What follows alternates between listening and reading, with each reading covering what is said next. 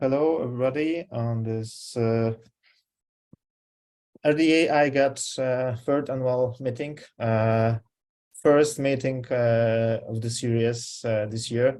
And today is about the data and Agrisemantics, Crosswalks and Ontologies. Yeah, we have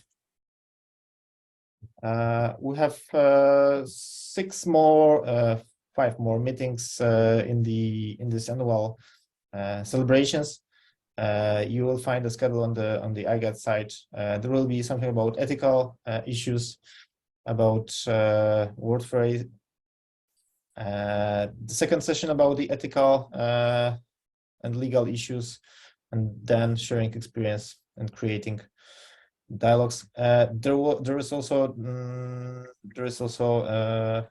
supply and farm data in Agri. So for today, we have 4 speakers. Thanks coming and proposing and coming with the presentations. We'll start from Shai Sola from Agrisemantics on the topic of this better data for the soil bill use case. Zagi couldn't join us as the Vice President of Agrisemantics. He's quite a lot of experience in this soil and water science and doing cool stuff with the Ontologies engines. And thanks fully to Shai, who will be presenting. I now give you the floor, Shai. Thank you. Can you enable screen sharing, please? I'm stopping the sharing and you should be able to do it.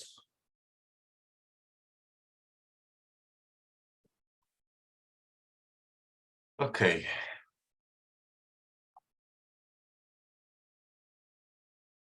Good. So a few words about myself. Shai Sela, I'm the Chief Scientist of Agrisemantics.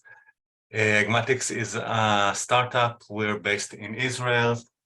And we're dealing with agronomic data, and specifically with data that comes from experimental trials in agronomy.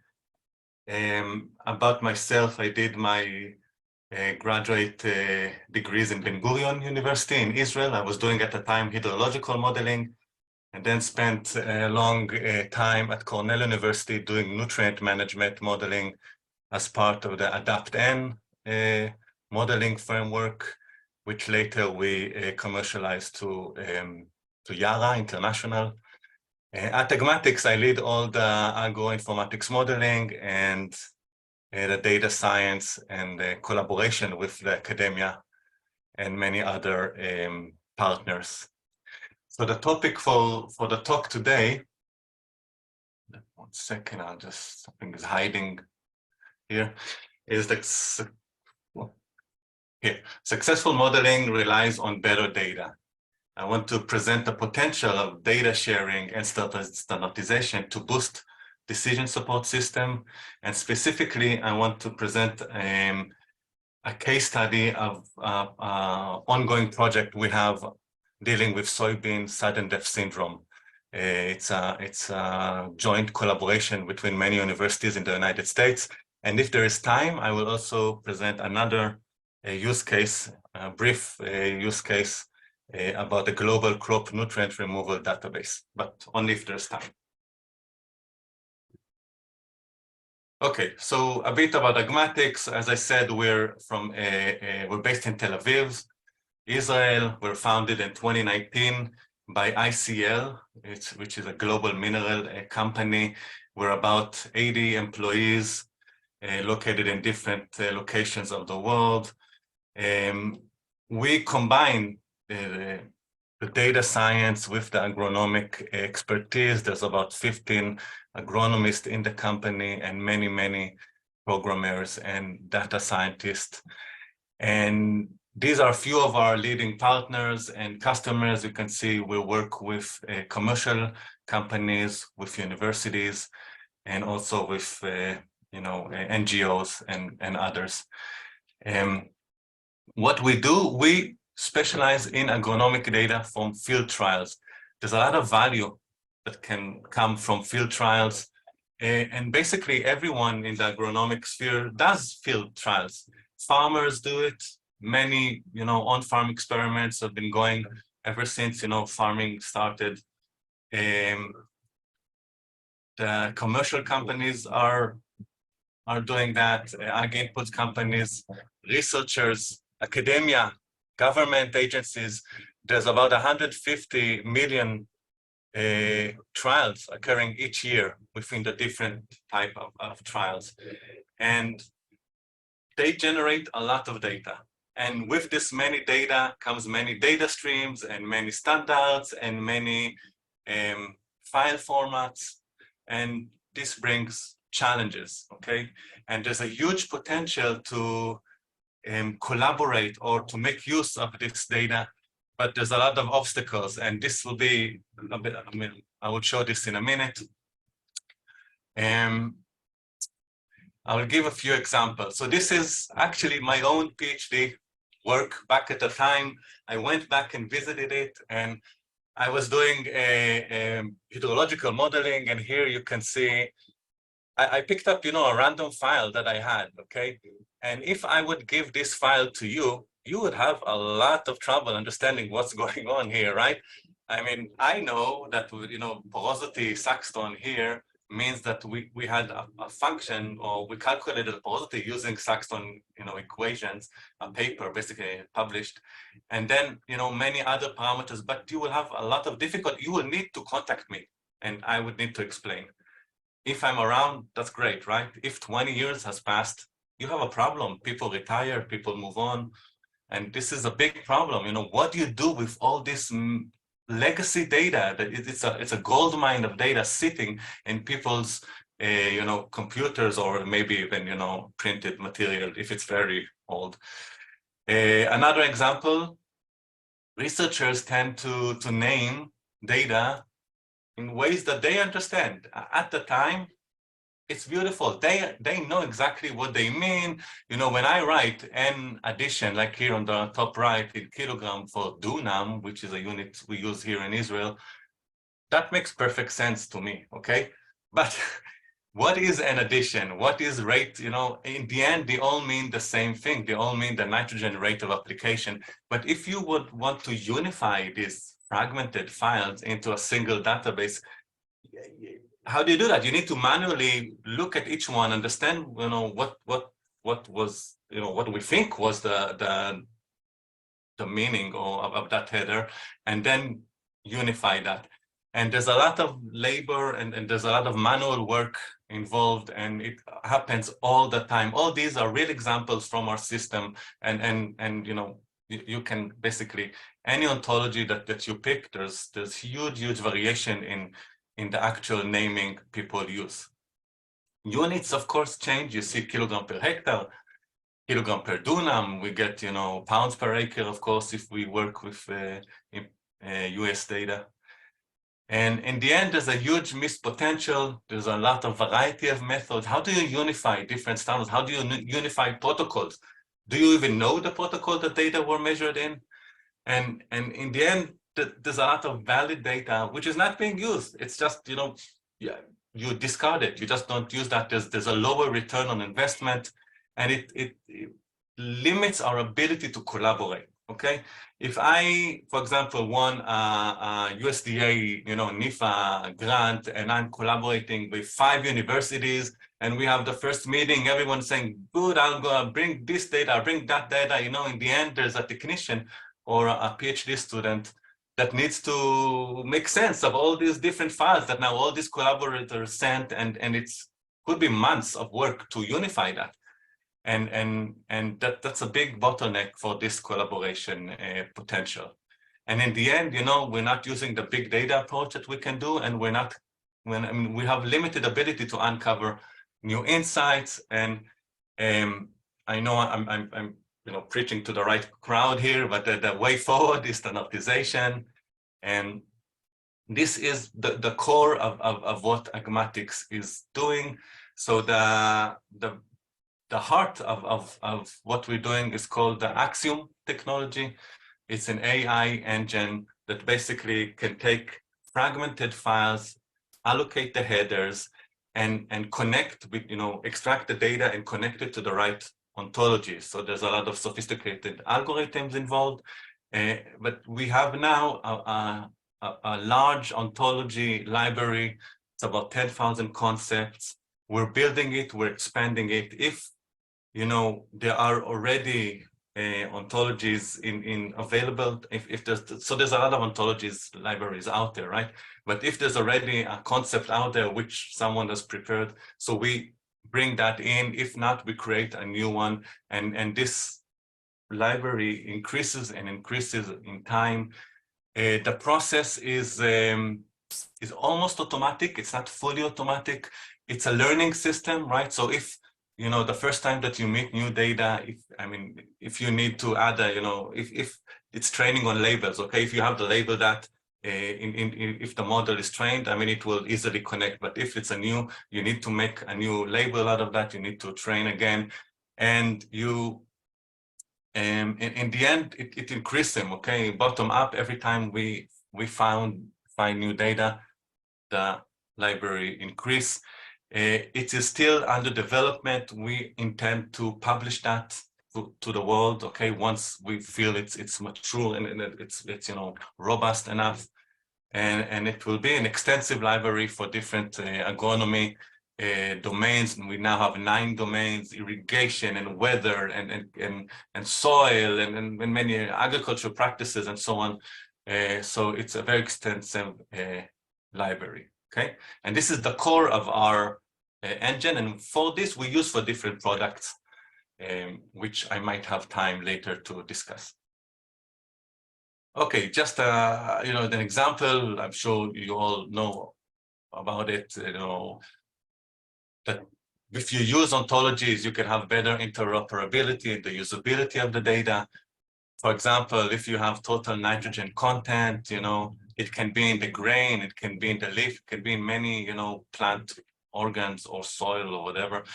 Using ontologies, you can actually query. We build our data as a graph database, so you can actually query the relationships, and you can have better transparency of when you receive a data point, what is this data point? Where was it measured? What does it relate to? And so on. Now I want to give 2 examples of how you can leverage this technology or this type of collaboration to solve interesting, agronomic questions, or at least to address, not to solve, to address. The first one will be about soybean sudden death syndrome. Sudden death syndrome is a dramatic name for a dramatic disease. It's a big disease of soybean, and it's called sudden death because it's a soil pathogen, and when the pathogen affects the upper or the plant, where the farmers can actually see it. In very quickly the field turns brown, and it's a sudden death, okay? And this is how it looks in terms of the leaf here on the right. And it's affected by many conditions, the environmental conditions, the genetics. It's a huge component of will you have or not, the susceptibility of this cultivar to that disease. Different treatments that the growers apply, seed treatments or foliar treatments. And of course, different management decision, the tillage, the seeding density. There's a huge parameter space that potentially affect this disease. How would you tackle that without collaboration? One researcher is limited, to what he can do alone, but you need to cover different climates and different conditions and so on. And you need collaboration. And this is what we're doing. So we have teamed up with 7 research institutes in the United States and Canada. You can see the names here below. And they sent us their experimental data related to sudden death syndrome. It's 2,400 experiments conducted altogether. I think it was 4 or 5 seasons, 2013 to 2016. We're now receiving another batch of data, which I haven't had time to analyze yet, so I'm not presenting, but there are thousands of more experiments that we're now receiving. Imagine the variability in these files, 7 different institutes, different years. You need an automatic system to kind of to unify that. I mean, all these files were ingested in Agrisemantics system, and we were able to unify that. And altogether, we wanted to explore the potential to make, a prediction model out of that. What can you learn from these data? So what are the inputs that we had? We had the plant population. So this is high-grade experimental data. This is beautiful data, which, I mean, you don't always have that, right? Especially if you work with farmers' data. But this is experimental data. We have all the information, the time of the treatment, the type of the treatment, and the cultivars, and we brought in weather data. Since we have the coordinates of each field, we have the weather data. And in the end, we were able to build a nice list of covariates. This is what we're trying to predict. It's called FDX. It's the foliar disease index, okay? And this is a histogram of what we found from the data in the field. So it goes from 0, which is basically no disease, into 100, which is a very severe case of that disease. And there's a lot of lower values and fewer higher values as expected, okay? So there's variability in the foliar disease index distribution. And this is the first round that we did. We tried to explicitly predict the FDX level. We used different machine learning algorithms. I'm not presenting everything here. This is just an example. You can use XGBoost, for example. It's an ensemble of decision trees to predict, on explicit levels, what will be the FDX value. And it's doing its okay job, overall it's about 12-13% of error. But in the end, what farmers are interested in, will I have a disease or not? Am I at risk or not? They don't care if they have 51 FDX predicted or 44. It doesn't matter for them. Do I need to do any action or not? And we turned it into a classification problem. And here, for example, there's two cases. If you just FDX higher than 0 or 0, we can use algorithms like logistic regression. And we're now achieving about 78% of accuracy, predicting will there or not, or will there be or not a disease occurrence. If we're looking into higher, let's say, different levels, so you can, the data, you can now predict either no disease between 0 and 10, which is a light occurrence of that disease, or higher than 10, which is, something that can really affect your field. And for 3 classes, we're now achieving about 75% of accuracy. And we hope this will be, we can increase this accuracy with the newer data that we're receiving.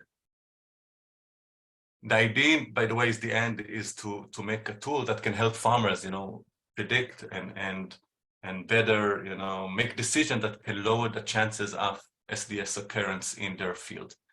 We did a sensitivity analysis using permutation, and what we found, not surprising, that the crop genetics is the most affecting parameter. Then we found weather at specific weeks. So this is about 8 or 9 weeks after planting. There's a window that really affects the outburst of this disease in terms specifically the temperature during these weeks. Treatment type, the fungicides applied, and management, for example, what is the previous crop? And and just bring in an example. So here on the right, what I did is classified all the values, or the FDX values, into 5 classes. The lowest on the left, you have the class that has the lowest FDX, basically no disease. And then on the right, group number 5 has the highest values of FDX. And then when you classify the data into these 5 groups, we can look at, for example, here, this is the ratio on the left between the genetics. So the ratio of the resistant cultivars to the susceptible cultivars, okay? And not surprising, it's on the lower values where you have lower SDS occurrence, it's dominated by resistant cultivars. And as you go into a higher SDS values, like the number 5 here on the right, you see that it's dominated by susceptible cultivars. And this is the most affecting parameters that we found on this. This is the genetics. The problem is that it costs more. So these cultivars, which are genetically, so they're more resistant to that pathogen. There's a premium buying them. So now the question is it worthwhile investing in this premium? What are the yield effects, for example? And these are a lot of open questions that now we're looking into.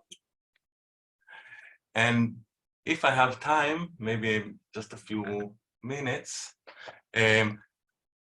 Another example is a project called the GCNRD, the Global Crop Nutrient Removal Database. It's a collaborative effort between Wageningen University, the IFA, International Fertilizer Association, APNI, ISDA, and Agrisemantics. Agrisemantics is the technological partner here, okay? So these organizations or leaders from this organization had the vision to create a global free-to-all database of crop nutrient removal data. And they circulated a call for researchers and labs to share data. And I think now it's close to 80. So here it's 71, but I think it's close to 80 already. Different labs shared their data with us. And we're building this global nutrient database. It's open to all. You can go to this website, you can sign up, and you can download all the data. All these trials, 15,000 experiments were unified on a Agrisemantics system.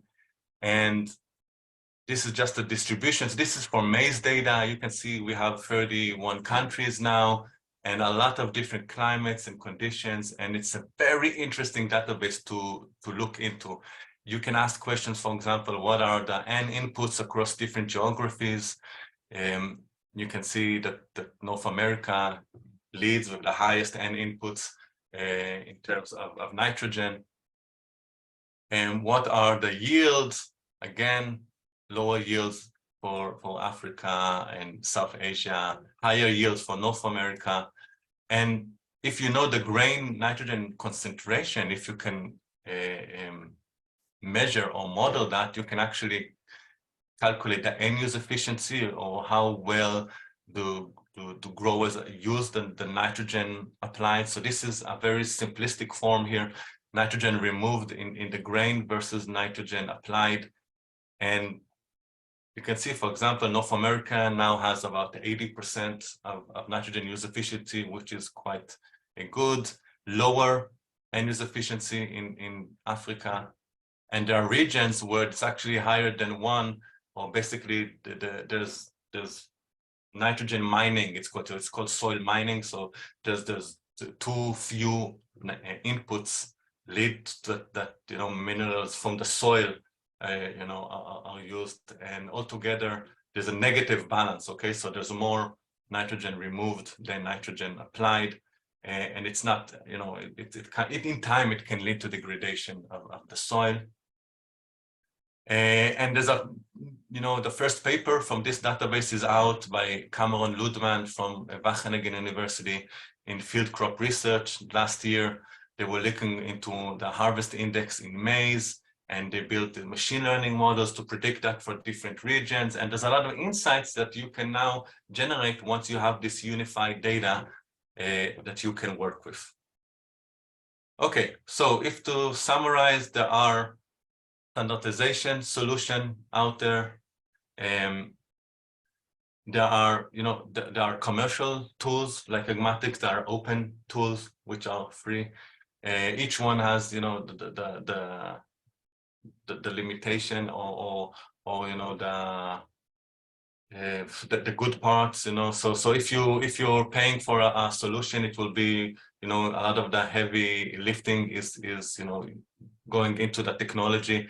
It's much faster, but again, it costs money, right? So but there are solutions out there that researcher can use, and once their data are standardized, they can collaborate. And when you collaborate, you can ask big questions, and hopefully you can cover like critical knowledge gaps. And I will stop here, and I don't know if you want to have the questions now or later, or I'm open for questions. Thank you. Thank you, Shay, for this excellent presentation. I'm not seeing questions in the Q&A. Let's no in the chat. So one question. Yeah, there's a question from Deborah. Hi, thank you very much. So I'm Deborah Drucker. I'm one of the IGAD co-chairs, and I work at Embrapa. And recently, a researcher contacted me about this crop database and had a few questions about the governance of that. And as far as I know, the data from our organization is not there yet, because it was not clear the rule. So I would like to hear from you about the challenges that you have been facing and how you are dealing with all these intellectual property rights, and also how you are planning on the sustainability of this database. Thank you very much for your talk. Sure. So we build different solutions, like for different companies. If you're a commercial company, obviously you don't want to share your data. It's an internal solution, okay? When they established the global, it's called the CPCN is the organization that has the global crop nutrient removal. They established a data governance committee, which had their internal decisions on how they want to manage that, okay? So we're the technological partners. Every partner decides what they want to do. They decided to have the data open for everyone. You can actually retrieve the data, even if you're not sharing any data at all for yourself. It's open. You do need to sign up so someone can verify that it's not like a machine or some bot or something. But you know, I mean, you can very easily download all the data. If your organization share data and it's not in there yet, it might be in the pipeline. So there's it's an ongoing process of more and more organizations share their data, and it might be, in the pipeline to be published. But if you have any question about that, I can connect you, of course, to the right person that deals with all of that, and you can contact me. Okay, I'll be happy to help. Okay, thank you. Yep, we'll have more time for the discussion in the end of the session. Thank you. Thank you for the question and again for the presentation. Now we're going to China, and Xiao Miaoling will talk about their perspective of the Chinese Academy of Science, having a lot of experience in the research of the data fusion and knowledge organization, particularly for the agriculture. So we are talking about the different case, but I guess this will be also about heterogeneous data. So I'm now stopping the sharing and yeah, how can I do that? And yeah, Link, if you could take over, floor is yours.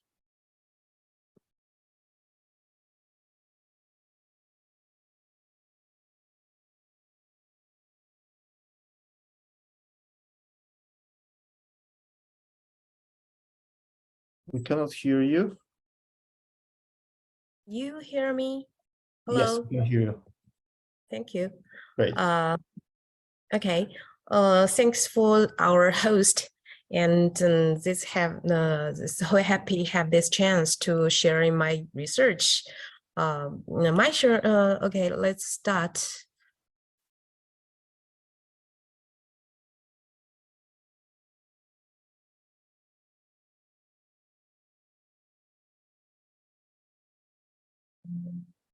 Okay, my research is focused on the method and example of using ontology to construct multi-source heterogeneous data fusion from the perspective of agriculture science and technology management in China.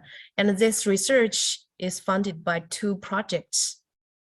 Okay, my name is Chai Miaoling, and I'm come from China, and my master degree is in library science, and currently I'm studying information science, and I'm from Chinese Academy of Science, and as an associate research librarian, and also the master tutor of Sichuan University. Okay, my research will follow these 5 steps to introduce it. At first, let me introduce the basic logic of the research. This research wants to serve for the efficient cognition about the knowledges. So there have two problems should be solved. This first is find the resource to meet the needs of management, and the second is help management work efficient. So based on this, they have 2 kinds of cognitive models. This the first is question answer system. Another is knowledge presentation. And if we want to solve this problems, there still have 2 questions. The first is knowledge overload. If we want to solve this, solve it, or should be concentrate the accurate, complete, and clearly structured data, and usually is multi-dimension different and from different grain size descriptions should be described. And the lower use, another question is lower use efficient of knowledge. So at first it should be make the information fragment and knowledge, and it could be reorganization and feed for the accurate demand. So based on this, I have the method like this 5 steps. Let me introduce the background of this research. For China is a major agriculture country, attaches a great importance to the development of agriculture, scientific data and system. But in the technology and scientific management, there still have three issues. The first is a lack of communication and cooperation between different departments and institutions. And the second, the structure of digital resources still need to be optimized. And the third is database are incompatible with each other, and data sharing and curation are weak. So in order to treat for these 3 questions, there have to solve these 3 questions. The first is insufficient data to meet decision-making needs. And the second is association points for heterogeneous data. The third is current ontologies cannot support it. So at the first analysis, we analyze agriculture management chain sectors and define them from the perspective of agriculture science and technology management. This is 6 sectors. And based on this, based on the industry chain, there have a multi-source heterogeneous data should be combined. Usually use the science, and technology, and industry sectors. For actually, the currently in the management system use literature and research data and have a little patent here, but it's not enough. And also it's the industrial sectors, there still have a lot of market demand, planting area, output, etc. still need to be hope to work with them. Usually the data to analyze them from the we use the data from the 2 layers. The first is from structure layer, and the second is from the text layer. And this research and this part is the use from the macro level, from the structure layer to combine them. So there we combined the 6 types to 6 types science data. It includes text data and some numerical data, and other types patent Chinese journal articles, but of course they are not the full paper, and foreign and other literatures from OA, from just like the open access, and the others like policies. So based on this, data, and we use 7 steps method to build ontologies, just like this. And these are example of industry ontology entities and concepts. The concepts include domain, institution, policy, and literature, and projects, etc. And other is example. We made 4 types relationships in the ontologies. And this is use of Workbench 3, which researched by the Armando Stoleta from Rome. We use this.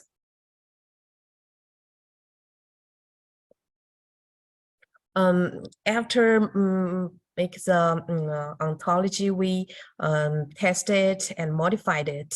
There have 3 main questions, and try to solve these problems. The first is classification problem caused by difference in semantic granularity. For we take the industry sector as an example in the data tasting, this section, the classification of policies and institution and relative are macro, and some data may cover multi-third level categories or different categories. It's hard to feed covered or in this, but we have makes we subject to secondary testing with the classification be mainly based on primary or secondary category. And the second is concept supplementation. Concept were supplemented through experts discussion and test. For example, we in the industry classification, the special Sichuan agricultural products, forestry trees, etc. And the third is perspective of classification. The test are mainly doctoral and master's students in agriculture, economic management, and in labor science. For this part, so we because it's a different classification perspectives, and they are from different domain test. They find it's sometimes they can't as the same thinking about the classification, but we use as a third part to check it. It could be done. Okay, we do the examples. Use a Sichuan province technology and science management into this. And before to at the present at the first, we make the data life cycle of agriculture industry management. The first is data exchange and access and achieved, and organization, and this part is sharing and communication, and is the data safe. And for the data organization is here we use ontology, and the sharing and communication. We make the platforms to solve these problems. Okay, there's a 3 parts in this research we did. This is what we did in this application. We because it's feed for feed for the needs of management, so it should be based on the decision making. And second, the research, the relevant ontologies, their method in the field, and also the industry characters from the other reference reference, just like Agrivox, ST course, law of agriculture in China on agriculture technology, popularization, etc. And there have 13 first level catalogs and 6 to 5 second levels, and several third levels here. The concept covers industry classification and domain classification and industrial input and output and other fields. This is our platform. This is there have 2 platforms. This one's for the knowledge service. Is this one, and about this about ontology, we connect the different the 20 types data here.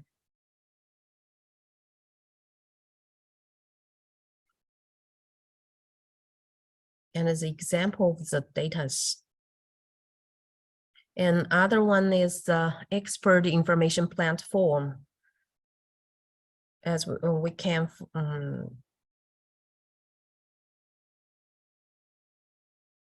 this is examples,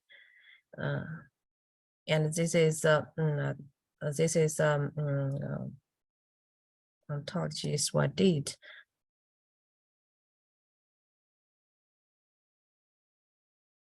Okay. At the end, we find integration of industry chain and data chain is developed based on the industry chain data and is intended to meet the requirements of scientific and technology management. Therefore, the data chain should be established based on the government's decision-making intentions and levels of government agencies to better serve the goal. But this will inevitably require argument of different granularity data. And the second is a transformation from metadata description to properties. When built an ontology based on metadata, since the expression of metadata is slightly different from that of the ontology, the description needs to be converted before building ontology properties. And based on analysis of agriculture science data and scientific literatures. And the second is based on management decision research. The study analysis the demand and the characters of the agriculture and management and process a data correlation schema for constructing an industry ontology model based on semantics. Revised ontology has been tested on more than 23,000 pieces data and provides to be feasible. Although there are different difficulties in semantic alignment of data in the industry link and policy classification. At the end, we integrated 24 and 200 pieces of data, which includes more than 2,000 experts and 16 types of scientific data and 4 types of literature. And currently, the main platform integrates more than 23 and 100 pieces of data. And for the suggestions for the follow research is there have the 2. Okay. In the future, I'm very interested in that. In the future, we will take Bali as an example, and the data from STI should be involved in, just like a basic, it covered the basic research, applied research, production and deep production market, etc. And the data included research paper, patent, market demand, planting area output, consumption data, etc. and functions. So we hope to display structure relationships. This is the first. The second is presents the processing of knowledge development. The third is based on text mining, construct fine-grained semantic relationship. And in the future, we will use a knowledge graph to display the relation between the barley's informations. And but there still have questions about the future. At present, ChatGPT is very useful, and is probably what can we do for this? Or ChatGPT could help us to do what kind of things? This is a question. Okay, that's the acknowledgement as Dr. Amanda Stelota and Dr. Zhang Xuefu and Pan Shuchun and Dr. Wang Feng and research fellow Wang Jingdong and Zhou Yixing. Thank you. This is my presentation. Okay. Thank you very much for this excellent presentation, Chai. And I don't know if there are any questions from the audience. Nothing written, but maybe somebody wants to ask the question directly now. If not, I wonder, because you talk about these functions and about the language models, that's something probably for the longer discussion. We'll keep it for the end. But how useful are the ontologies to describe the machine learning products in an automatic or programmatic way, meaning that there are promises to have the full provenance and description of the processing and properties and so on? Is it something that you're looking also into? Yes, as I think the ontology could help the different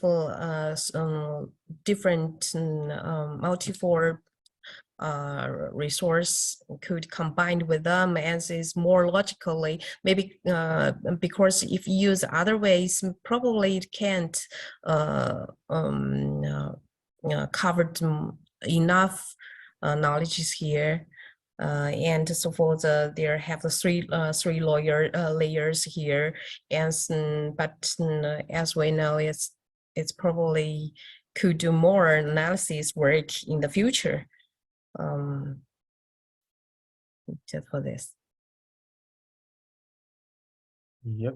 So if there are no questions, I will ask you to stay, for the final discussion. I have some more questions and probably the others will as well. So thank you for the moment, and now I will just shift to the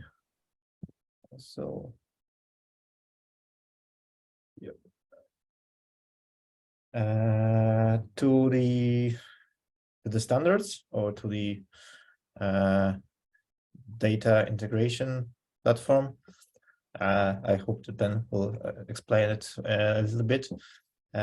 So Ben Crocker from IGAD will talk about the lab data standard.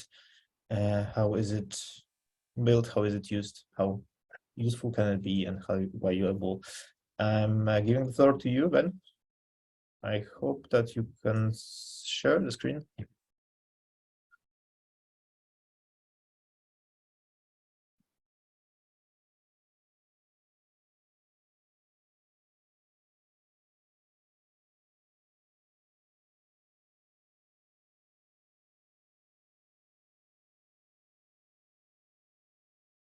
We can see your screen, we cannot hear you only. There we go. Hear me now? Yes. Yeah, sorry about that. Thank you. Yeah, so I'm Ben Craker. I'm the portfolio manager at Gateway. Gateway is an industry consortium, about 200 different member companies that work to implement standards kind of throughout the agricultural value chain. We've got members that are active in North America, Europe, Latin America, and then we've got a few people interested in Australia and Asia, but don't have an official organization entity set up there. So we are global, and we do kind of span the whole supply chain. I'll kind of get into a little bit of history here. Like I said, we're a nonprofit, so really just kind of focused on developing standards and helping data move throughout the agricultural industry to really kind of expand the use as people transition to more data-driven decision making. So we've got a few different resources that are kind of probably more recognized. So AGIS is a unique identifier system that we manage with members. It's primarily supply chain focused, using G10s, GLNs in North America to help manage the movement of inputs and management of licenses and things through the supply chain. Mixticket is another tool that we put out to try to standardize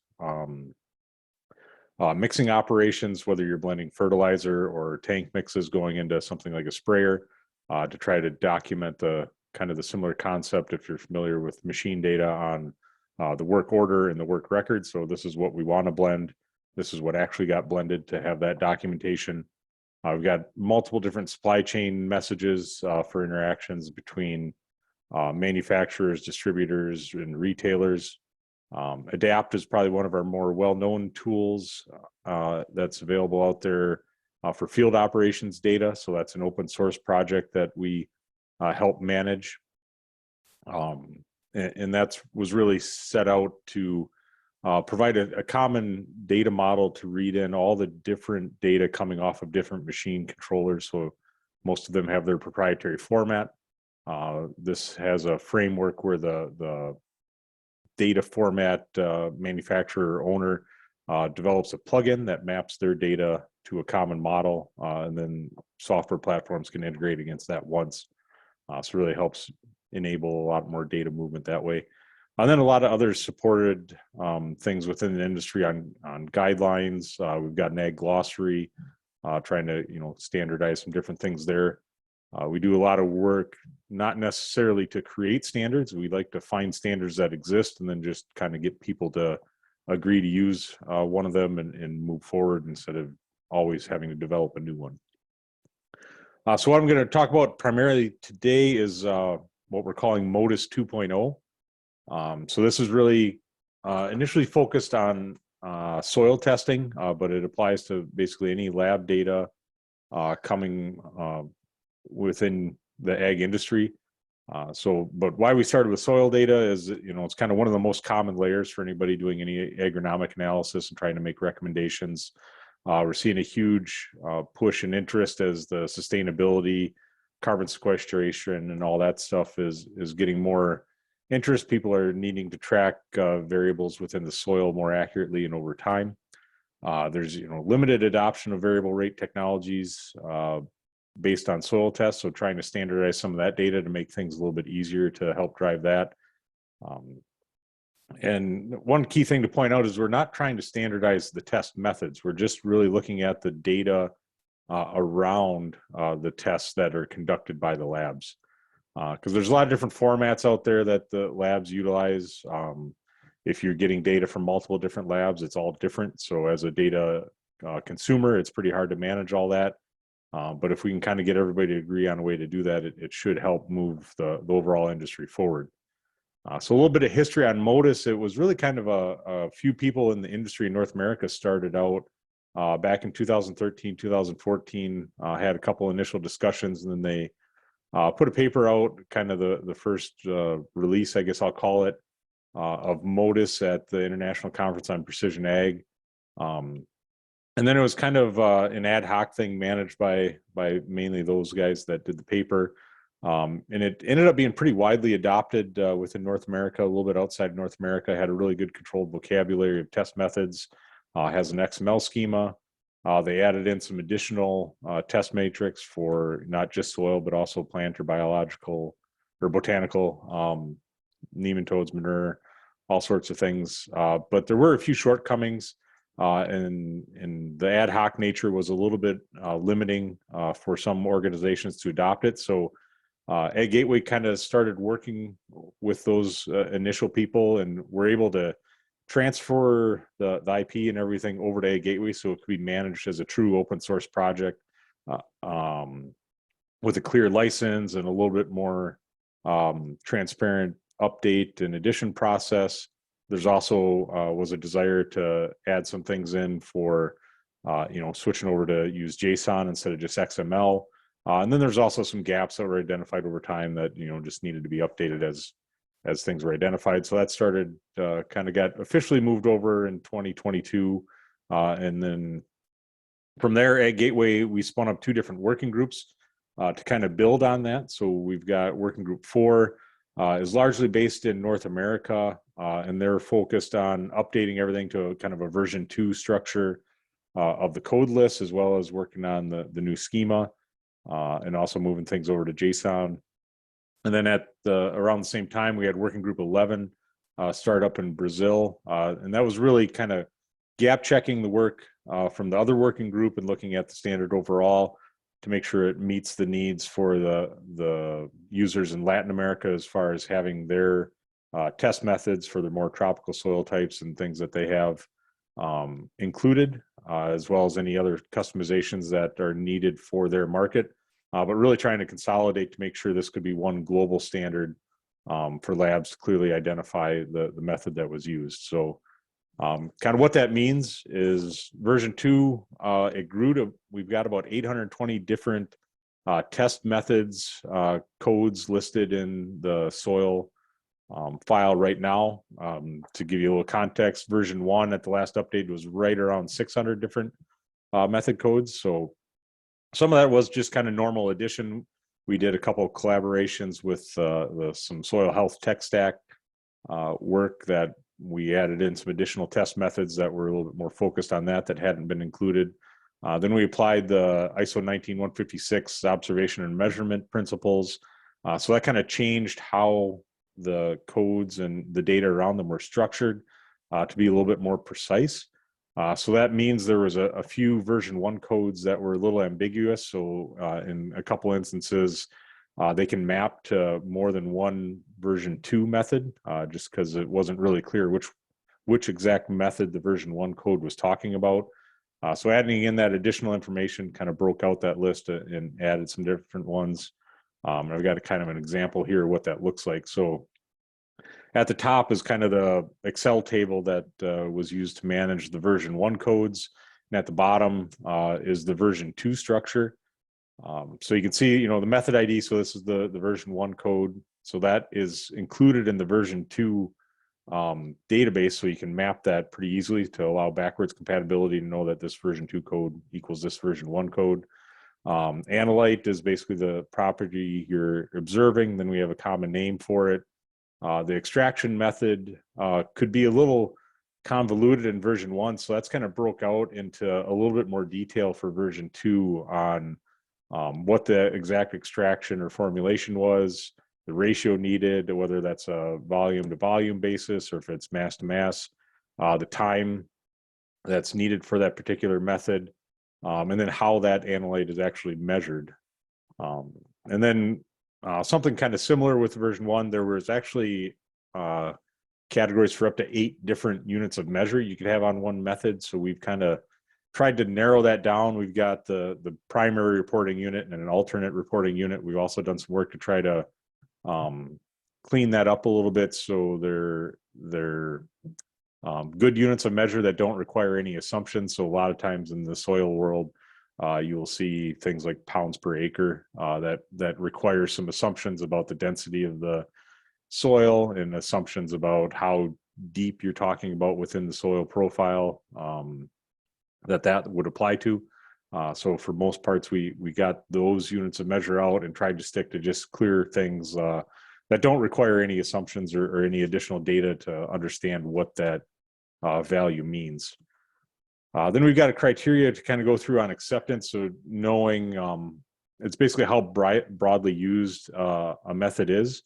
So if it's official, that means there's an official published regional soil handbook or something that is out there that you can refer to see that it's being used. Experimental methods are ones that, one or two maybe labs are doing it. It's not really a widely accepted method. We also have proprietary. So there are labs and organizations out there that have, part of their secret sauce is being able to do a certain test a certain way. So we have the ability to include those test methods in the database without disclosing, how they're doing it or giving anything away like that. But it does give the ability to point to this was that proprietary method that was used. And then the other big thing we added here on the end is the organization that basically governs that test method, and a link to the citation on where you can find more information about it, whether it's, if it's a published test method, how you actually do it, or if it's proprietary, whose method it is. So that way it's very clear what test method is used. So the reasoning behind that is as you start comparing different lab test results, knowing what method was used is very important. There's 8 or 10 different methods to determine the level of phosphorus or potassium in a soil sample, and depending which method is used, you can get a slightly different result. So especially as you're looking at some of the soil health and changes in nutrients in soil over time, it's important to make sure you're using the same method every 3, 4, 5 years that you're coming back and sampling that soil, to make sure you're comparing apples to apples in that situation. So having that method clearly documented and knowing what it is helps a lot for those types of comparisons.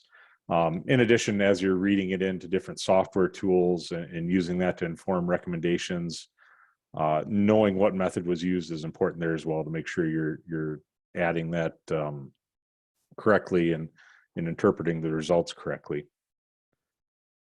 The other thing I mentioned, pulling it in under Ag Gateway, also provides a little bit more structure around how to add or request a change if you need to update a method or add a new one. So we've got a whole process lined out where somebody can submit a request. So on the website right now, we've got a link to a forum that kind of drives people to use the same terminology that's already in there in the tables. So whether it's a different method, a different unit of measure, it's all driven by drop down so that they're choosing from what's already in the file or the database there, and not kind of creating their own variation on terminology. If what they need isn't in there, there is the ability to add something new, but really trying to drive that consistent vocabulary and semantics that make this stuff a little bit more interoperable. So they can submit that form. There's a team that reviews it basically for completeness and make sure all the information makes sense. And then after that evaluation, there might be a little back and forth answering some questions, or if they didn't fill in all the form, then that basically gets reviewed and approved by the team and then added to the database for people to use. So that's a lot more clear. The previous method was a little bit more ambiguous on who got that information and where it went and when you would get a reply. We try to keep this moving along and get back to people within a couple weeks so they know what's happening. So part of the changes, the original modus was stored in Bitbucket. We've actually got a plan to move everything to GitHub. There's kind of a GitHub space that Ag Gateway has been posting a lot of our resources to, so it made sense to kind of do that all in the same place. So it has the README and everything in there, and then you can see the different versions of the semantic resources for each different test matrix, as well as the schema and other documentation in there. The status right now is, like I mentioned, we've got that soil method list complete to version 2. We're working on the schema. So the goal of the team was to be able to release the soil list and the schema at the same time, because the feeling was anybody that's going to implement this probably wants to do those both at the same time. So releasing one and then the other would maybe be confusing and kind of draw things out. So trying to do it all at once and make a big push would be the preferred method. And then once we kind of get done with that, we've also started working through the other methods on basically taking them and converting them to that version 2 format with the richer detail about the methods. So we've been looking at manure and the botanical or plant list, started thinking about water a little bit, and we've been bringing in different experts kind of in each testing area as we move into these to kind of update those, make sure we've got all the right methods and citations and everything in there. And then we've got a bunch of different other ones that we'll kind of work through once we get the first couple done. So that's what I had. More info, we've got modusstandard.org has the information. Like I said, right now that'll kind of direct you to that current Bitbucket site to get the existing controlled vocabularies. We're kind of in the process of getting that transitioned over to the GitHub. So the GitHub repo is private right now until we kind of get all our ducks in a row, because we don't want to be directing people to too many different places to find the controlled vocabularies, as that would be confusing if there's more than one source of truth. So we're kind of in the process of transitioning everything over, and we'll update that website once that's in place. And if you want to know more about A Gateway, you can go to agateway.org and find more info there. So that's what I had.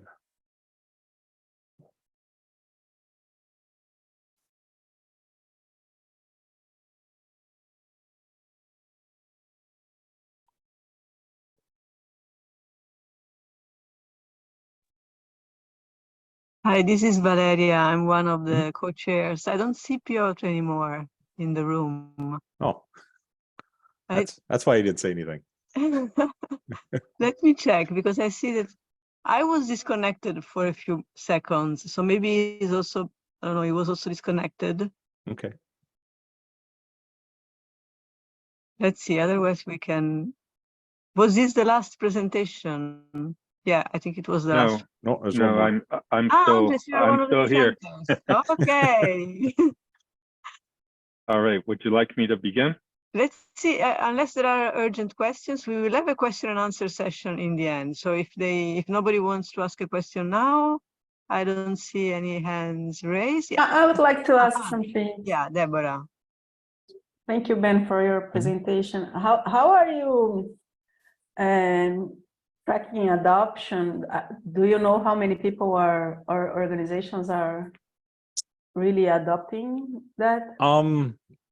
The team did a poll of different labs and I think FMIS companies a couple years ago, so we knew it was pretty widely adopted, at least the controlled vocabularies. The overall thing is tough to track, but we know the vocabulary is being used quite a bit by, I think, 70% of the labs.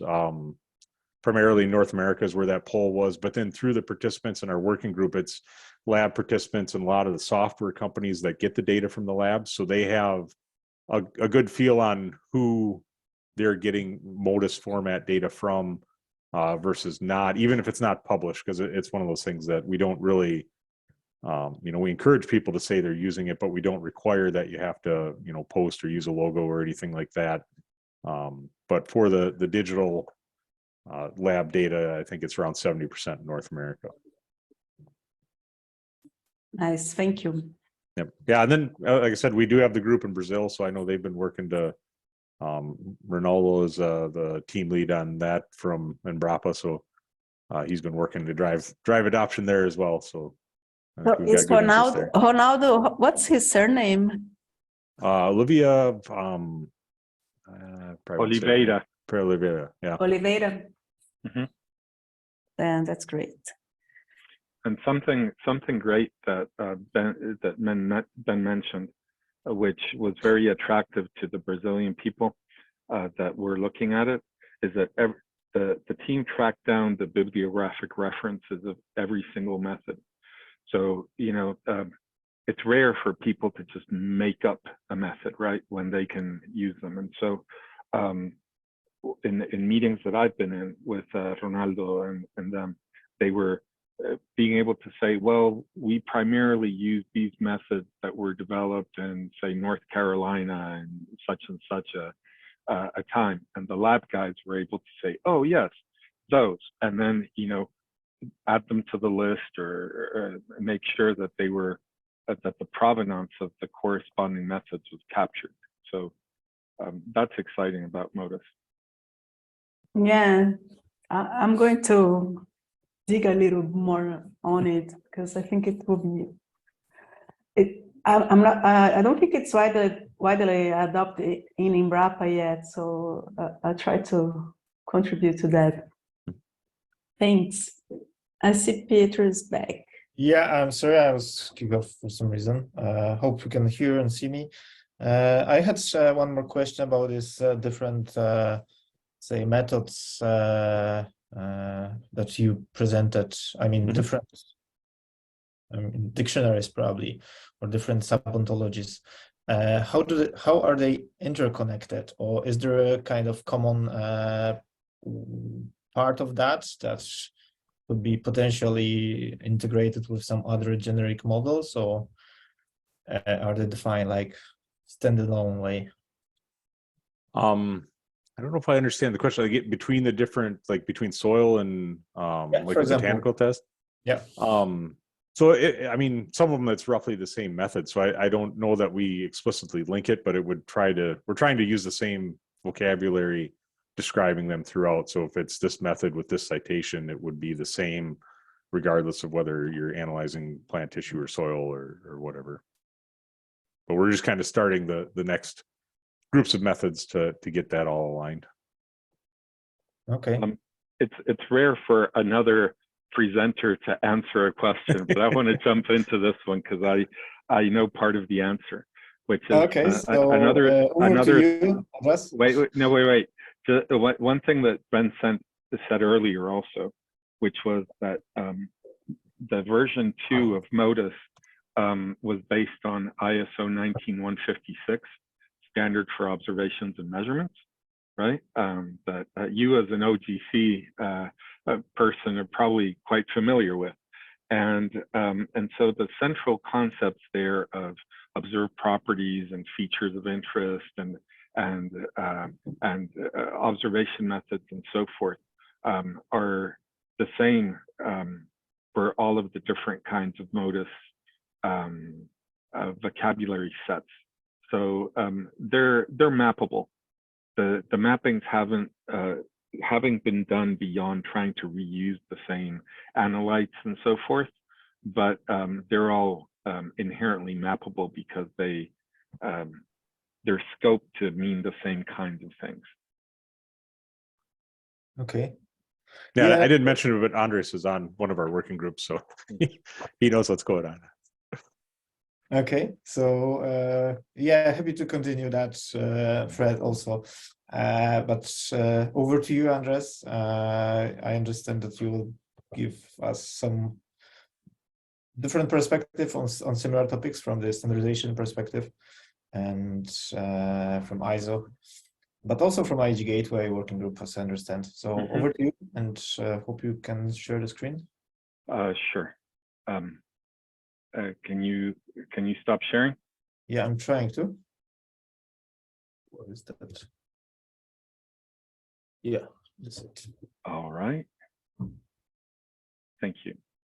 So let me try to minimize the participant screen here. All right. Can you see my screen?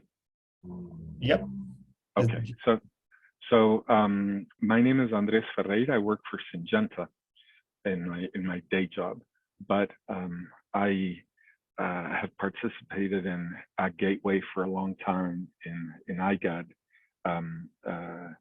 off and on for a long time, and in various ISO projects as well.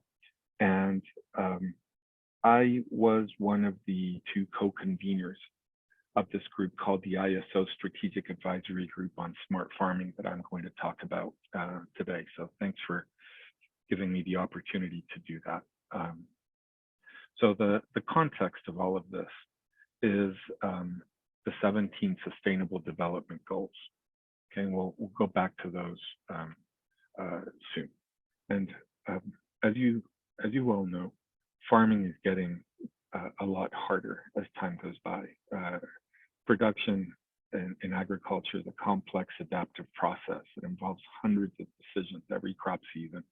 It's complex regardless of farm size, but it's particularly difficult for smallholders because they don't have as many resources as their larger siblings. They have less access to inputs, advice, etc. And this is happening in a rapidly changing world.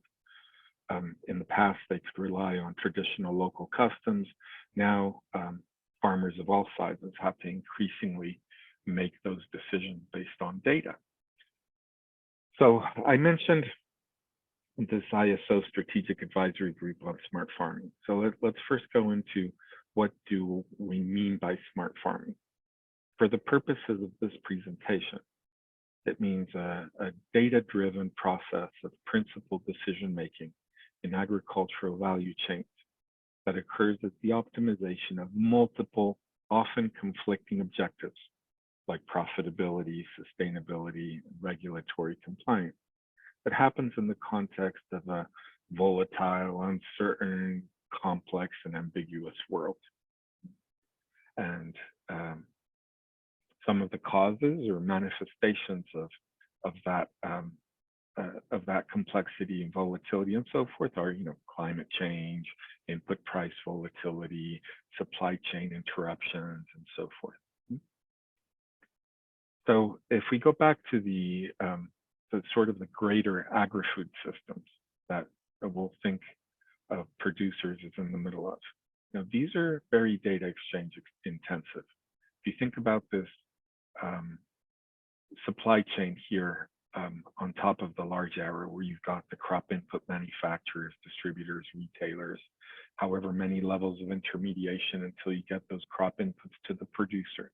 And then the producer's harvested commodity flowing down to the dinner plate, along with several other players that form a network, regulatory entities, sensor manufacturers, advisors, and test labs, and so forth. There are many different kinds of data that need to be exchanged on a regular basis by these different actors, right? And then here, pretty much on the side, you have those smallholders, right? The small producers that have great difficulty fitting into this almost star-shaped system of data flowing into and out of the grower, right? But they produce about half of the world's food. So this is a major challenge about how to enable them to be able to use data to provide value. So the kinds of data flows that I'm talking about, just a quick example, and there's as many different examples and levels of complexity and granularity of this as there are growers on the planet, right? But let's imagine a grower that's starting, they want to manage irrigation. They're starting their season. They give a document that we're going to call a crop plan to the agronomist and also to whoever's going to scout their fields or provide information on them. And that crop plan details how they plan to grow a crop over time in that crop season in some piece of land. The season begins, observations and measurements start flowing. This agronomist uses their expertise and those observations and measurements in the context of that crop plan to produce a recommendation, like saying, Mr. Grower, you need to irrigate today. So the grower produces a work order. They have the authority to initiate a field operation. That work order goes to pivot controller, pivot and sprinklers, and that produces a work record when it happens, and they get a record of what actually happened. Maybe they wanted to apply, I don't know, 100,000 liters. They only had 50,000, right? That's a difference between the work order and the work record. And then that enables things like regulatory compliance and calculating cost of production and so forth. This iterative process, although, like I said, there's as many versions of this, many of which are just inside the grower's head, right? As many versions of this as there are growers, this iterative process is impossible to do at scale without standards for the data involved, right, for those documents. Just as a simple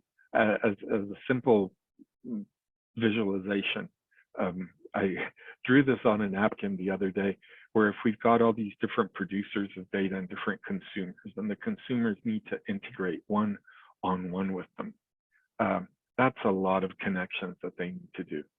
I'm responsible for infrastructure in my day job that does this, and it is very, very difficult, right? But when we have standards, the number of total integrations in the system reduces drastically, as each one of the players, whether they're producers or consumers, basically have to integrate with that standard and not with the quirks of the data of the other players. Now, last year, I visited India.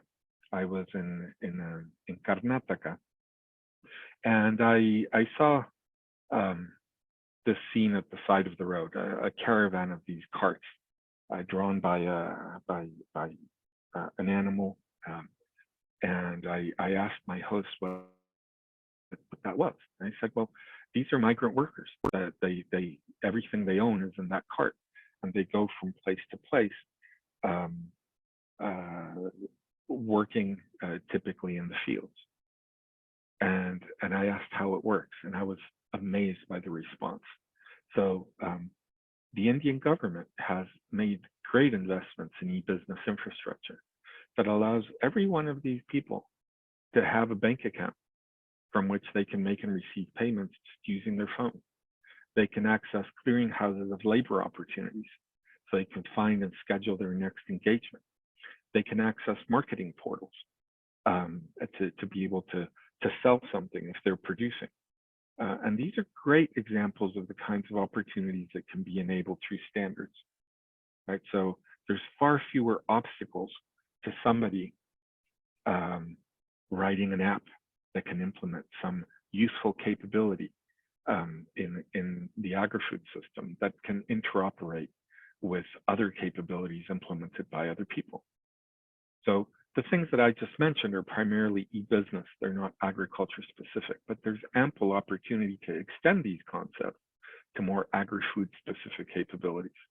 So international standards would enable countries with less R&D and infrastructure investment to participate in these kinds of systems.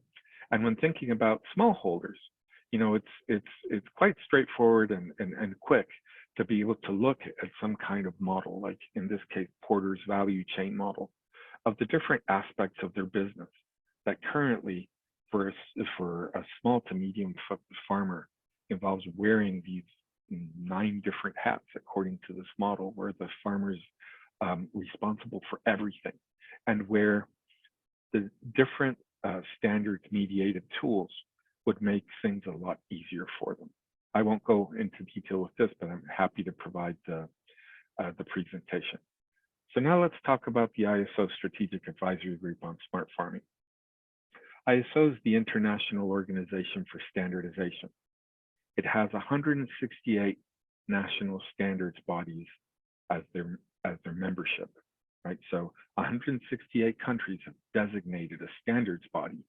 In the United States, it's the American National Standards Institute. In Great Britain, it's British Standards Institute. In Germany, it's DIN, and so forth. And these groups interact to develop standards for all these different aspects of reality. And they produce these recipes for reality that allow for that interoperability to happen in all parts of life, you know, the nut and the bolt that sort of screw into one another, all these different things. And so ISO realized that in the agri-food system, we have a huge data interoperability problem. And so they chartered the Strategic Advisory Group to be able to provide them with a document that could do these things. Describe the standardization landscape in ISO that around smart farming, around the entire food value chain in the context of the SDGs. So basically ISO saying, of these 24,000 plus standards that we have published, which ones are relevant to smart farming? And then identify the gaps where standardization is needed, recommend actions and priorities for standardization activities, and publish these results. So the roadmap looks something like this, and basically it had 4 great themes. The first one is internal coordination. So saying ISO, you have over 200 technical committees. You need to get them to talk to one another more, because it happens that they're making standards, usually unaware of what other technical committees are doing. That's been fine when one was making standards for brooms and the other was making standards for agricultural machinery. But now that we are talking about data that might get exchanged between different sectors or among different sectors, things are different.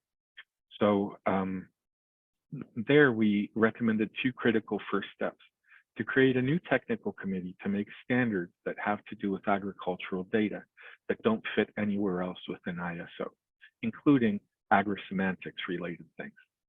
Second, to create a coordinating committee so that the different technical committees within ISO could have a way to get together to implement the strategic advisory group's recommendations and be aware of what one another is doing. These 2 critical first steps were already in flight. Another major theme is external coordination. So talk to other organizations. Get together and do this also with the likes of IEC, which is the International Electrotechnical Commission, with ITU, which is the International Telecommunications Union, with IEEE, which is the Electrical Engineers, so on and so forth, right? Another 2 important themes are communications, so both internal to ISO and external, because ISO standards are wonderfully well-kept secret.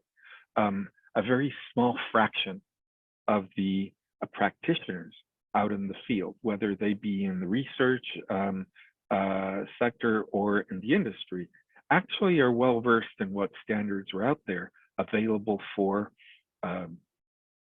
implementation in agri-food systems.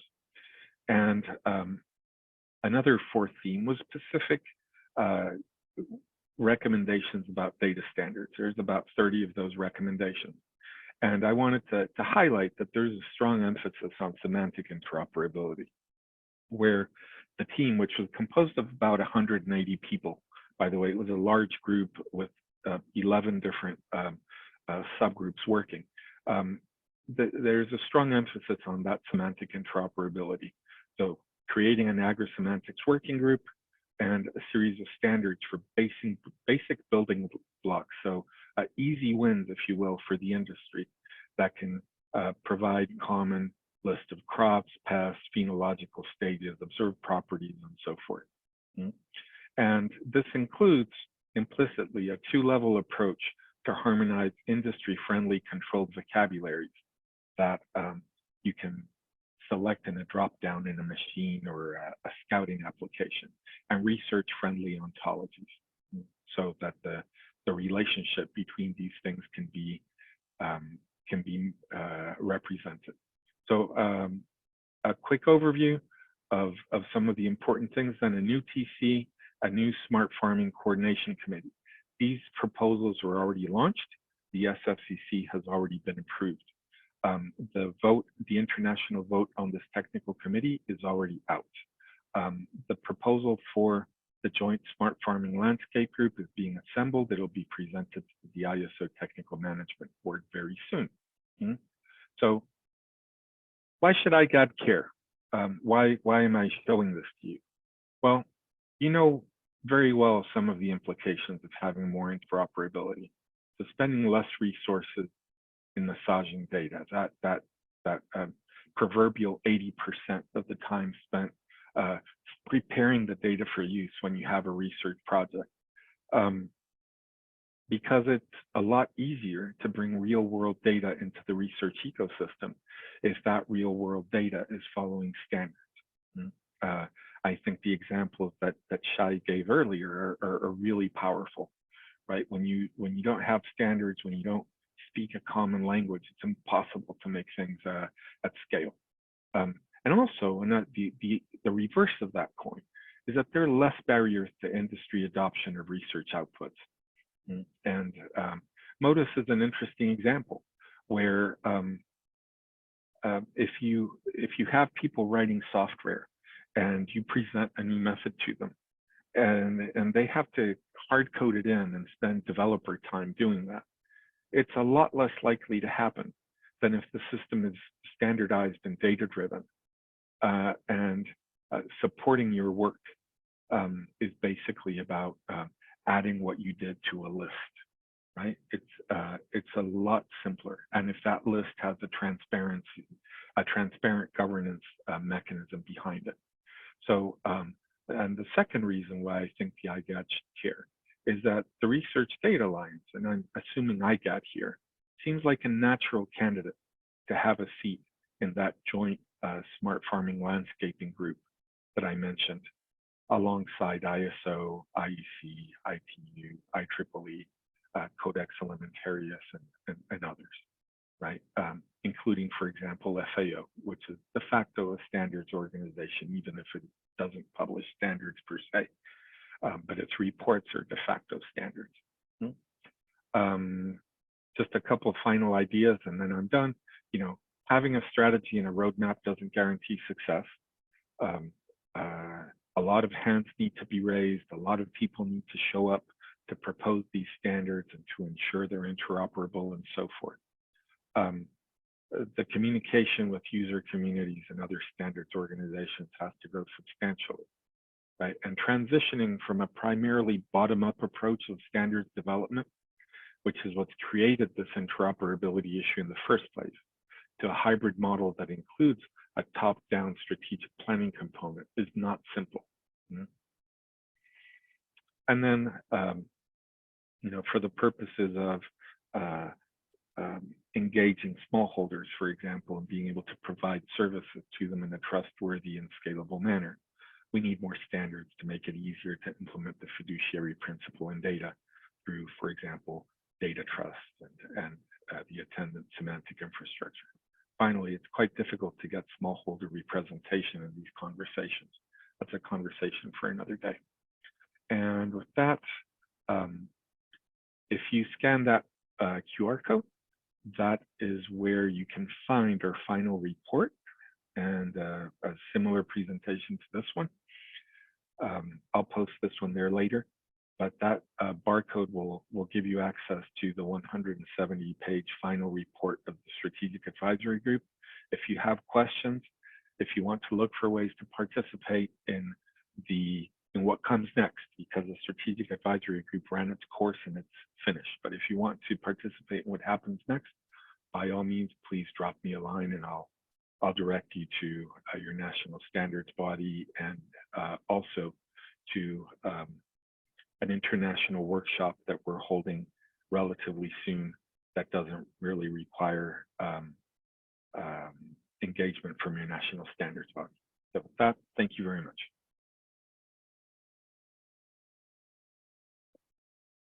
Thank you for this excellent introduction to the SAC. I've read about that. I think that I read the recommendation paper to establish SAC. There's a question from Valeria. Yes, let's see if the webcam works. It didn't work the other day, so it's not working now. I have a lot of questions, but the main one, it's actually not a question, it's a comment on two of your questions, Andres. The first one is the idea, of course, that someone from RDA, and as you say, it should probably be someone from IGAD, could participate in some of these technical committees. And I'm sure there we can maybe, I wouldn't be the right person, but we can see who is the best person there. I think that's a very good idea. But you also mentioned FAO. And with FAO, from what I understand, it's true that they are a standardization organization. So they're perceived as that. And they do standardization in a lot of areas, especially, you know, agrovoc, you know, classifications, especially, I mean, classifications, but those are classifications that have to do with commodities, crops. So there is something also about trade. So far, I haven't seen any work done on smart farming. So, but I think I could also identify one or two people in FAO who may be interested. So we can continue the conversation definitely also on that. And the other thing that you said was the problem, the difficulty in involving smallholder farmers in these conversations. Yep. And also on that, I would really like to continue this, let's say, to talking to you to Ag Gateway in general. You know that there was an attempt to work with Ag Gateway on a formal partnership, because we really want to, we have this collective action on inclusive digital agriculture, where our main objective is really to have the farmers, but the representatives of the small scale farmers, not the big farmers, talk to the providers of digital solutions. And that will be, I think, a venue where we can explore some I don't know, ideas, events where we can meet. And I would be interested in continuing both conversations. Yeah, I'd love that, Valeria. And a piece of good news that I have is when I was asked to co-chair this, you know, I was a little skeptical about ISO's commitment to the SDGs and by extension to the smallholder, right? Because I know that when people are wrapping up a standard, and you know, the process requires that they kind of tag what SDGs they're related to, and you know, there's very broad strokes, right? And I know that in some cases it's just tired people that want to just get that done and move on, right? So I was wondering if this was a little bit cynical, but as I worked with them, I saw that they were relentless in their pursuit of participation from developing countries. For example, they have sent thousands of emails to the national standards bodies of developing countries, and I know this because they copied me on them. So I've received thousands of emails saying like, "Hey, this opportunity is here. Please designate somebody." Right? And through a variety of structural problems, that representation just didn't materialize. Right? And so we had to use very informal channels, or just a representation from people who have worked in the developing world or done research there over the course of their career to capture some of their requirements, right? So so I'm delighted by the idea of working more with you on that. definitely. Yeah, let's do it. Thank you.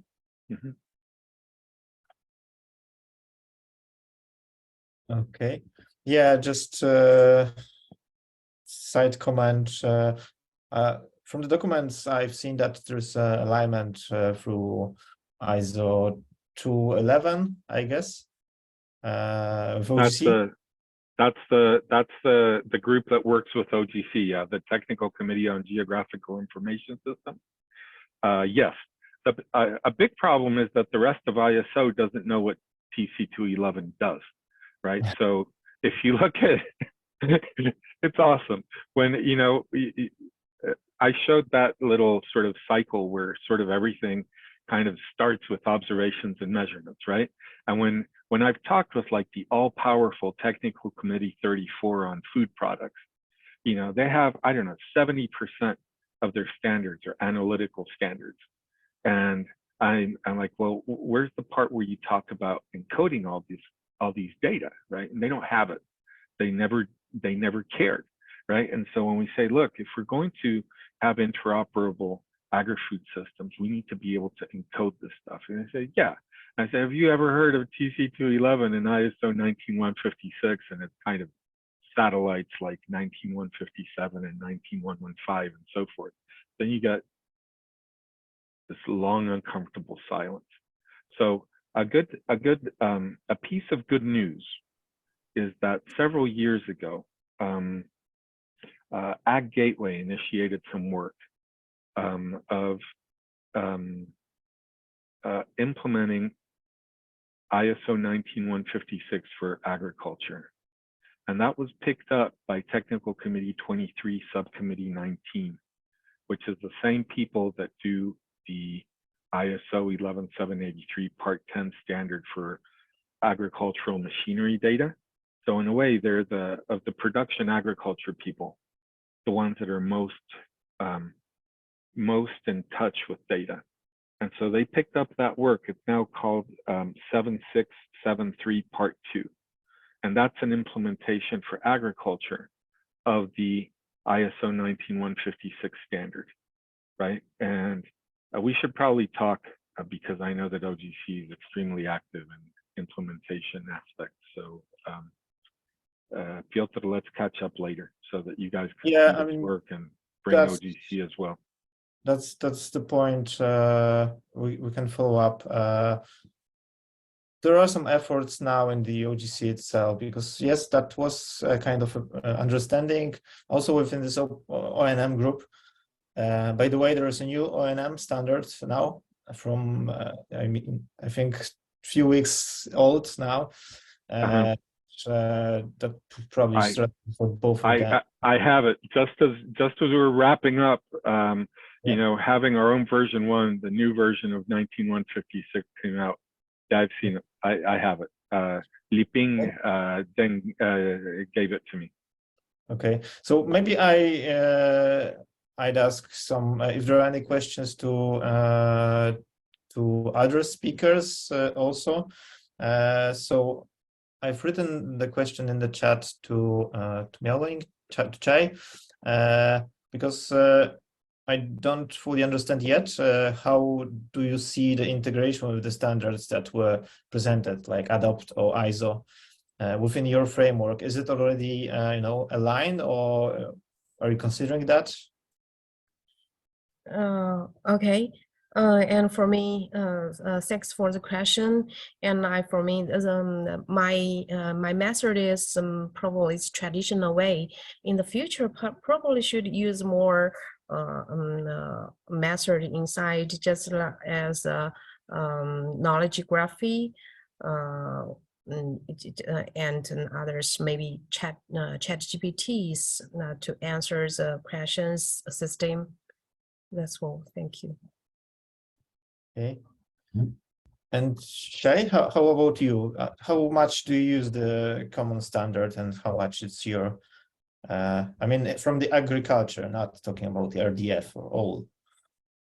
Yes, so we have our own standard, and the plan is in the future to allow this like dictionaries, like what they've done with the AgMIP, kind of connectors between our standard and any other standard, so it can easily converge to other ontologies.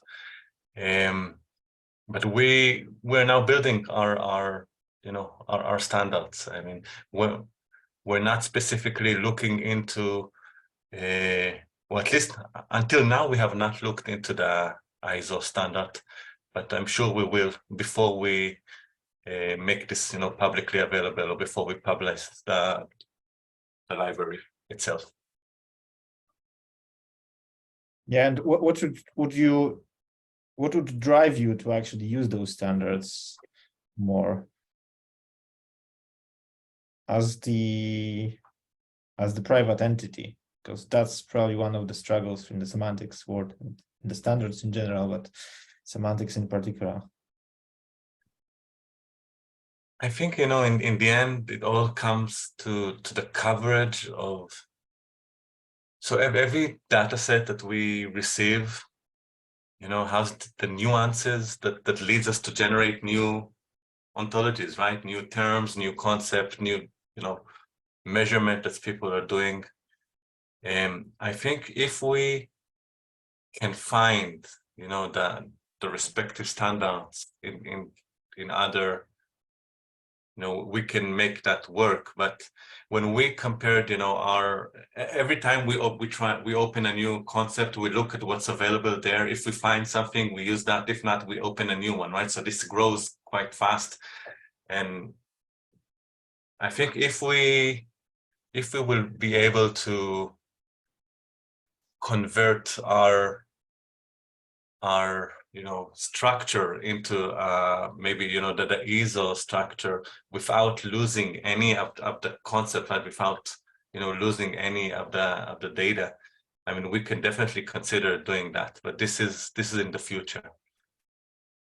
Okay, and this is the main concern, because there's a lot of other ontologies, libraries, and packages out there, but they're not as comprehensive as what our clients needs. Okay, so in the end, we have to come up with new ontologies on a daily basis, right? So this is the challenge. Yep. Yeah, that there's a comment from Andras that standards adoption is driven by the customers. Yeah, probably good standard adoption is driven by the customers, because there are some examples of the top-down governed standardization where it doesn't work usually so well. But I guess that's also a chicken and egg problem, because if you have the mass, then you are easy to integrate those multiple sources having the standards.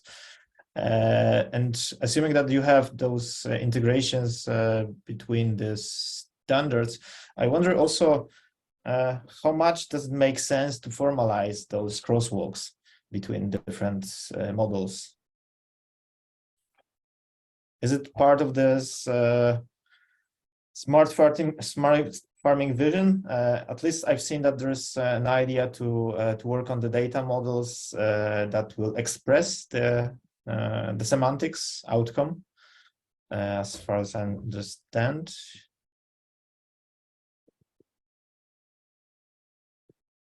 Is this to me or to Andres? No, that's probably to Andres. Okay. I'm sorry, what was the question? Yeah, from the smart working group recommendation, there is Agrisemantics, but there is also data models working group. That's what I remember. Going to express some of this semantics work, as I understand. Yeah. And I wonder how much is it useful, how far shall we go with these formalisms of the ontologies and the crosswalks between the ontologies, and also between the general concepts and domain specific ones. Yeah. So there's a reality in agriculture, which is that out in the field, people rarely perceive the need for ontologies. Ontologies are closer to academia and to the research and development departments of the large input companies, right? So what was concluded in a few places, more or less at the same time, was that probably the best idea would be to harmonize these 2 points of view, in that we should focus on the things that are producing direct value to the participants out in the field, like the producers, the retailers, their advisors, and the dinner plate, while at the same time actively enabling the momentum that we get there to provide opportunities for the use of ontologies to enable reasoning and so forth. So think of controlled vocabularies that each has its own persistent ID that then you can map to from your ontologies, right? As a way of promoting innovation, allowing people to do what they need to do with that, and then let's see where that goes. So there weren't recommendations about standardizing ontologies for agriculture, because we just don't know if we get the traction to do that from the national standards bodies. The sneaking suspicion is they wouldn't be able to produce enough experts. So starting small with controlled vocabularies that are easier to agree on, while making sure that each entry in those controlled vocabularies is by its very sort of existence compatible with an ontology, is I think probably the way that will win out. One interesting thing though, I'd like to point out that several companies are starting to open source different semantic resources. So it happened when, for example, John Deere open sourced their unit of measure system that enabled, and their sort of data type registry, if you will, for machine data that allowed the Ag Gateway's work on ADAPT to take a great leap forward. Several companies have been doing this. Syngenta, the company that I work for, is currently analyzing open sourcing our controlled vocabulary of ISO 19156 compatible codes for different kinds of observations and measurements. The MODIS data is essentially open sourced as well. So I think there's some push to make these semantic resources widely available, and then go and compete on, other things and not on just representing the data.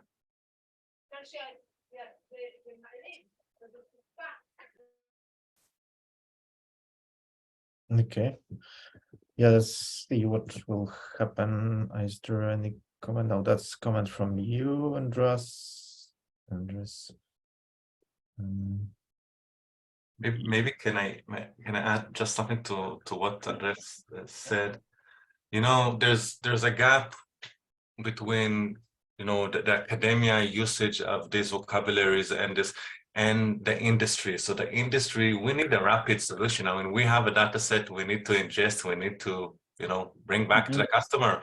There's no time for a committee to find the experts and to consider, and it has to be fast or faster than what the pace it is in the, and this is the gap. This is why we're doing basically a bottom-up approach, and this is why we end up inventing a lot or opening new concepts, right, or new ontologies on the fly, because there's a need. We need to, that it's just a matter of the time.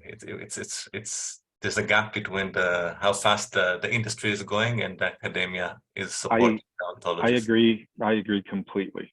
And one interesting or one important thing to do is try to decouple the underlying standard from the governance of any registries associated with it. Like, for example, the ISO 11783 Part 10 standard and Part 11 standard have these controlled vocabularies of machine variables, if you will, right? And so the standard, which changes only every 5 years or so, is about the fundamental nature of the data and how it's inserted into these processes and factors. But the actual list of properties, that's managed by a completely different system. It's all data-driven, and they have a process that has a turnaround of, a few weeks to get something into the list, right? And the same thing happens with MODIS, and the same thing happens with several resources like that.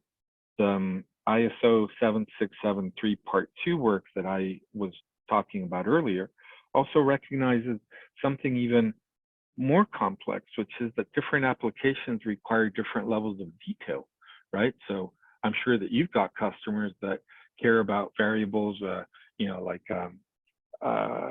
don't know, air temperature. That's what they know. And there's others that have no, this is air temperature at 1.5 meters versus air temperature at 10 meters, right? And it's a different level of detail. So in that case, recognizing that, that standard is being implemented with the capability of representing vocabulary entries at different levels of granularity, right? But again, you have this standard that, like you said, changing the standard takes a very long time. And then you have the controlled vocabularies that should be very quick to be modified. It's hard to do, right? It's hard to do when you're trying to run a business. Of course, the first thing you have to do is just go and make it happen. So please don't get the impression that I'm criticizing you. No, because okay. you gotta do what you gotta do. Yeah.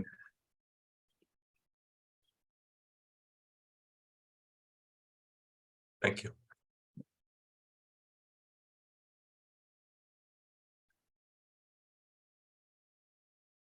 Piotr, you're on mute.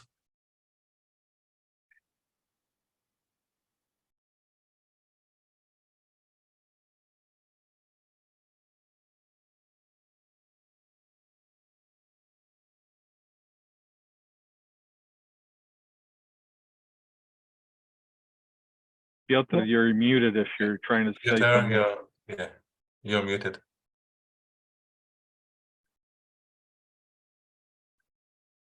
Okay, yeah, just talking about this multiple levels of the information.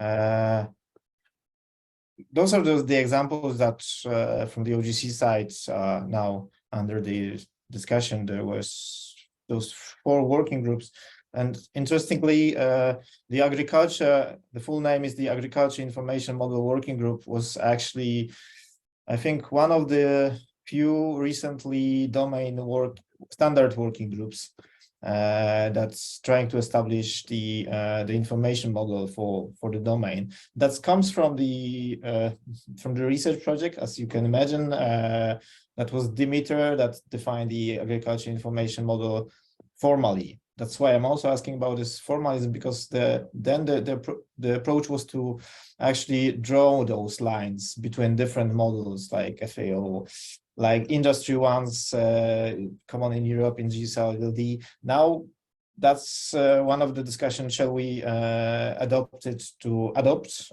or align with the adopt?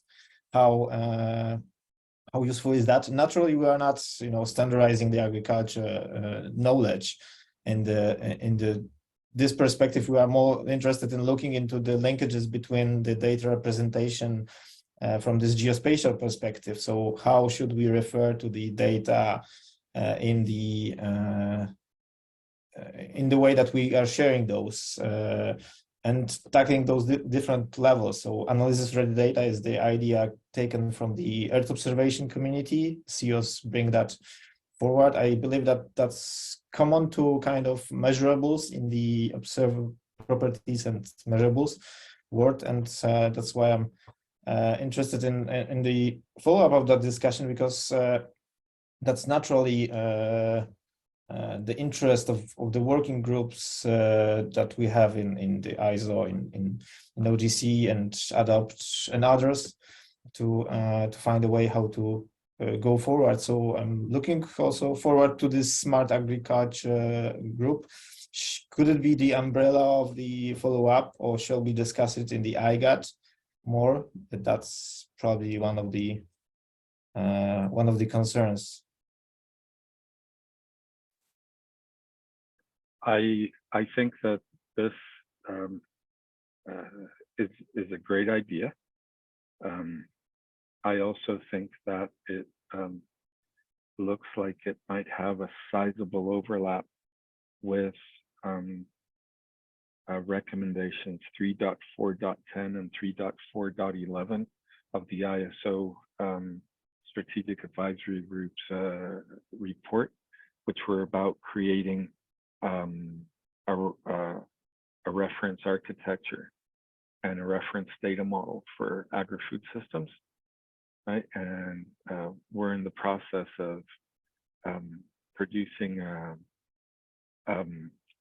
a call for an international workshop agreement, and that international workshop can be started with an existing with a document, and so it might make sense to sit down and see if OGC and ISO can sort of merge that work, start maybe and produce one common result instead of 2 overlapping and divergent products, which wouldn't help anybody.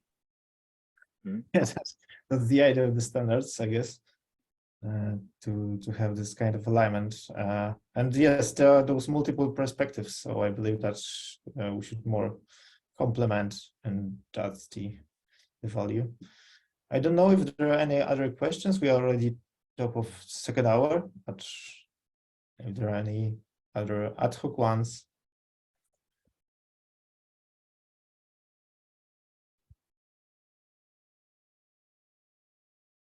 Okay, if not, so then just a reminder that this is the first session of the series, and you will find on the IGAD group some other sessions, most of them happening next week.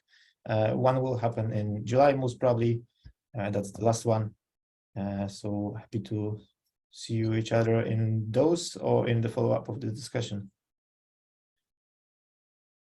Thank you. Thank you.